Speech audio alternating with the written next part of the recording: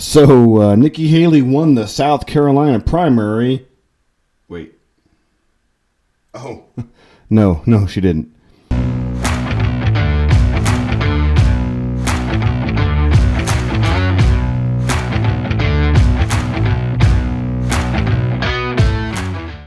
Welcome back. Thanks for stopping by Two Hands and a Foot.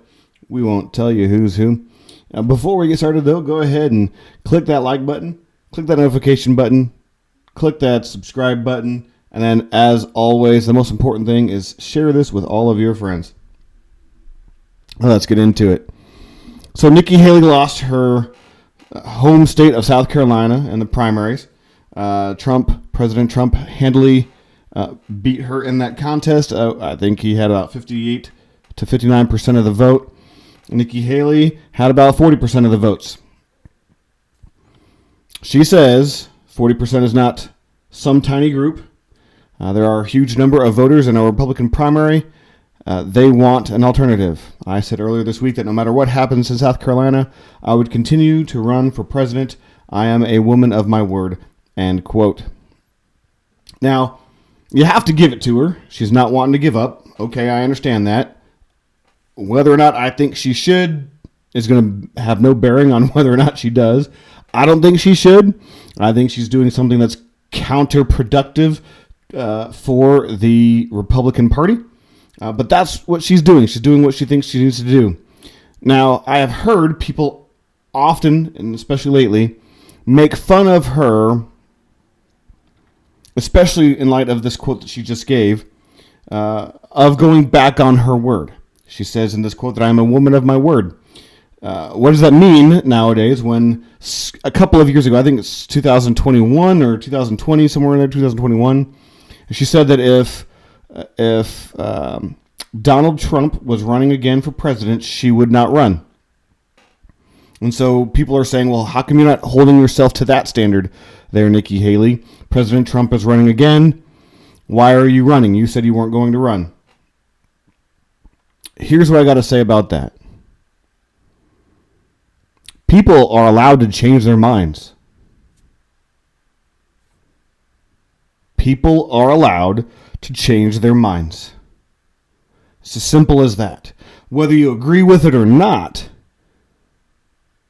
as far as the fact that she is running and that she would be a good president or somewhere along the lines, you can have that opinion all you want.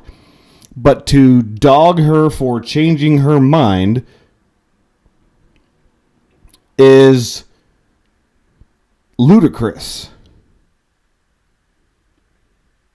You sit there and say that, according to whatever stats you want to hit, half of the country needs to change their mind. The people who are supporting President Trump, that the half of the country needs to change their mind. But yet, when someone does change their mind, namely, in this instance, Nikki Haley, oh my gosh, you changed your mind. You said you wouldn't run against him. She's entitled to change her mind. Whether you like it or not, she's entitled to change her mind. And so therefore, dogging her for changing her mind is ridiculous. Now, you can question whether or not she's fit to be president. You can question her tactics. You can question her policies that she's going to want to put into place. You can do all of that, and that's fine. And I've done so for several things of hers. But to sit there and to demean her for not being a woman of her word because she changed her mind, we are allowed to change our mind. As a matter of fact, that's how we grow, is by changing our minds. I mean, we used to think that the moon was made out of cheese when we were, 4 or 5. If we weren't allowed to change our mind, oops. So, get over all of that. Now, do I think she needs to stay in the race? No, I think it's cut and dry who the Republican Party wants and the Republican voters want to be their nominee. So, I think she's fighting a losing battle. Whether it's on principle, I don't know. I haven't talked to the woman. If she or someone knows Nikki Haley and would like to get in touch with her with me, I would like to ask her that. But until then, I don't have that answer. And I'm not going to assume anything on her part. But I'm going to say that she has her reasons for continuing to be in the Republican primary race, even though she lost by double digits in her home state. What's that saying? I don't know. The next several states could flip into her favor. I highly doubt that. But that doesn't mean anything is impossible. I'm not saying it's going to happen. Highly doubtful. But again, not impossible. I got done doing my taxes just the other week, and I got told I owe the federal government taxes. I don't know why, but because I made the same last year as I did the year before, and now I owe money. Well, Uncle Sam, I guess, is looking for more of his pocket change, I'm guessing. But my point is this, is that I'm not complaining so much that I owe, even though that's a pain in the butt. And it's small change to a lot of people, but it's several tanks of gas on my part, and that's a lot for me. But my point is this, is that before I left the tax office, I had to give them, either I had to pay what I owed, which I couldn't afford at that point in time, or I had to schedule a date by which it had to be paid, and the federal government can go into my little bank account and pull the money out of that account. I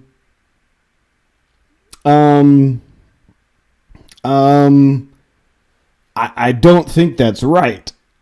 I don't think that's right at all. In light of the fact of Joe Biden wiped out $1.2 billion with a capital B dollars in federal student loan debt for 153,000 borrowers. So 153,000 people took out loans totaling now $1.2 billion, and they no longer have to pay.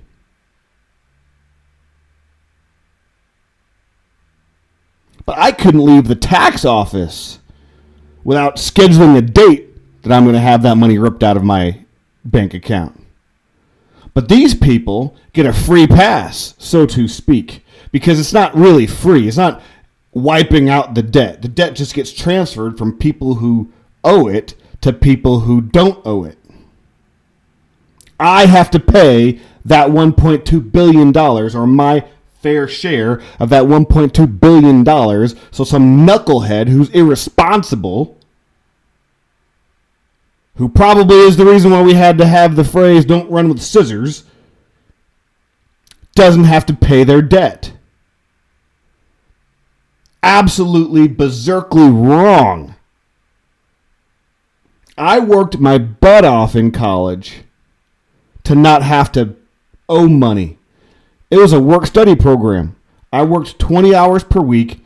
I worked a certain number of weeks during the school year, and I worked 6 weeks to 12 weeks over the summer to pay for my college tuition, room and board, books, and of the such. And I always jokingly say I ended up getting a $50 check from the school because I overpaid by $50 at the end of all things. So I joke around and say I got paid to go to college, $50. But I worked my butt off to pay for my college degree. Those of you who are taking out student loans and are just not paying it, you're jerks. And it's a crude word to say, jerk. But you're not paying back what you owe. And now we have this guy telling everybody else, hey, you're going to have to fit the bill for these jokesters who can't pay, or who won't pay, or who went and got a gender studies degree and aren't doing anything with their lives, or what have you. I don't care. That's not my bill. That's not my responsibility. But heaven forbid that I don't have, enough money in my bank account when the federal government comes running around saying you need to pay your taxes. That's ridiculous. Absolutely ridiculous that is the case. So I'm hoping some of our local governments can figure things out, can help with some things, and maybe change some things around. Hopefully soon we can have some smarter people making decisions for that. Not a whole lot stresses people out like money. Money can cause a lot of issues. And unfortunately, we live in a society that still depends upon the monetary establishment to conduct a lot of things. That's about all it right there. Speaking of independence and doing things on our own and for our own, I would love, again, I would love to sit there and talk to some people and figure out what goes through their brain before they speak. But I found this video on Instagram the other day, and I'd like to play it for you. And then I got some comments on it. Unfortunately, we're going to have to cancel the march today because it's against my religion, okay? Is that okay? No. No? You don't want me telling you what to do with your body? No. Okay. That's interesting. Okay. So if you notice there, he said that the event was against his religion. Okay. Well, you don't have to show up. But then he said something rather interesting.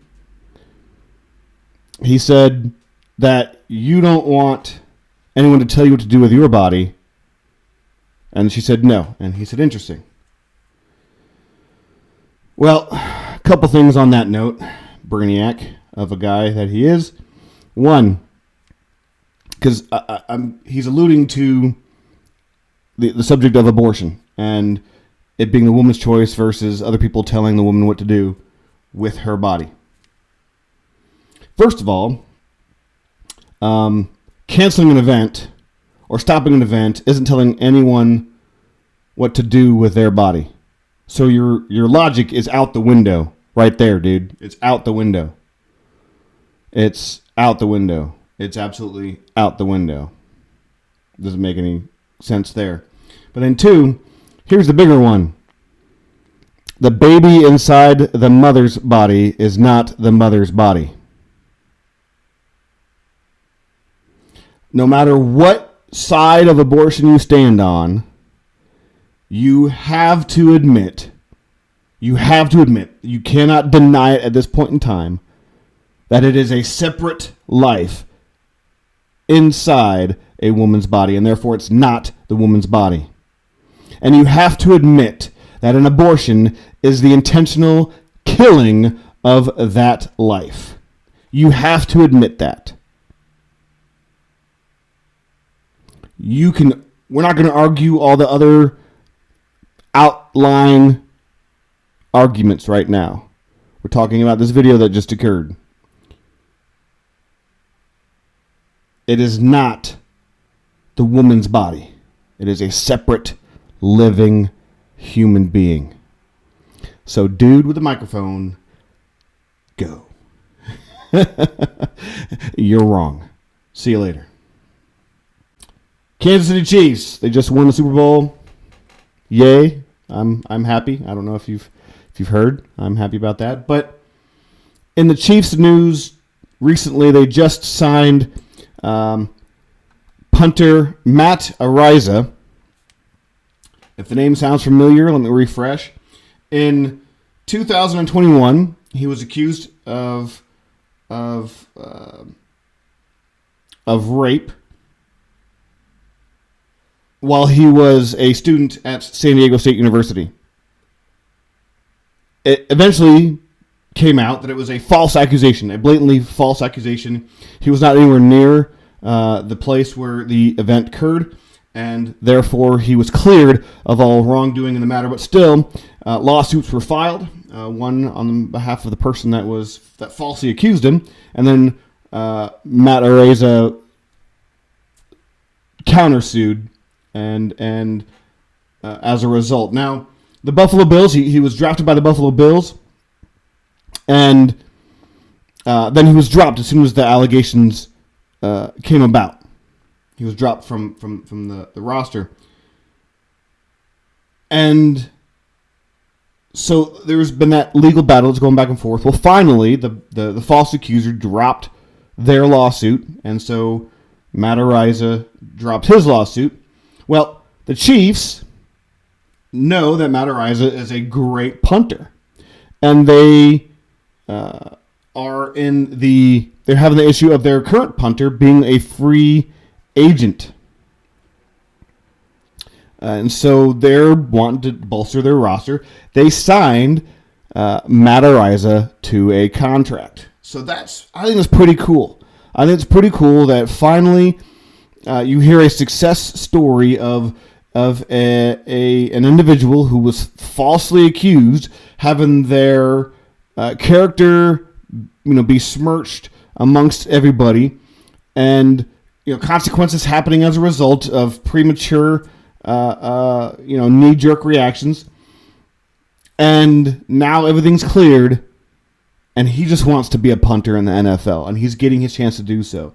So good on Chiefs, good on Matt. I wish him the best for multiple reasons. One, because he's a Chief, but that's non-consequential. I wouldn't care what team he went to, but I wish him well. But I also wish him well because now he is able to do what he wanted to do in the first place is be an athlete in the National Football League, and I hope he gets a pretty good long career, successful career out of it. So I'm grateful that opportunity has been given to him, and we'll see how he goes. We'll see how he fares, and hopefully he can be a part of a three-peat for the Kansas City Chiefs. Go Chiefs. I like Chinese food. I do. I do like Chinese food. It's very addicting. I'm not sure what they put in the food, but it has you coming back more and more for more and more and more and more and more and more of it. Well, part of Chinese food, obviously, is the fortune cookie. So I've complained often that the fortunes and the fortune cookies aren't really fortunes. They're just well wishes or good advice. They're not actual fortunes. Well, this falls under that same category, but I like what it says, and I'm going to expound on it. So, what it says is this: the purpose of life is to live a life of purpose. Yeah, it's one of those where you're using the word to define what you're doing, so that's why I'm going to expound. It sounds cool, and I'm going to expound on it. The reason why we are alive is to live for the purpose we were designed. Now, we've talked about it before. Where do we get our purpose from? Well, I find my purpose in my faith. That's where I derive my purpose from. My purpose is in my family. My purpose lies in my friendships. My purpose lies in my relationship with my community. And so the question for you that I pose is this: what is your purpose? And from where do you get your purpose? If you don't have one, you're lost. You're lost without a purpose. You're wandering aimlessly without a purpose. A negative effect of that is you're susceptible to whim and to emotions. Whatever the flow is, you're more susceptible to that, and therefore you're easily guised. You need a foundation. You need something upon which your morals rest. Otherwise, you're going to fall to the ground under any resistance if you don't have a foundation. And so you need to find your foundation. You need to find your purpose. And you need to launch out from that purpose. Because if you don't have one and all you're doing is living for yourself, you're doing yourself and everyone else 0 bits of good. So, again, I ask, where do you find your purpose? And from where do you draw your purpose? If you know that, and you're launching off of your foundational purpose, awesome. If you aren't doing that, I encourage you to find purpose. Find your meaning in life. If you want, you can hit me up and we can chit-chat back and forth about that. But I'm telling you, life without purpose is meaningless. It sounds duh, but it is. It's meaningless if you don't have a purpose. And I'll tell you now, the purpose, generally speaking, is to serve others. Your general purpose is to serve others,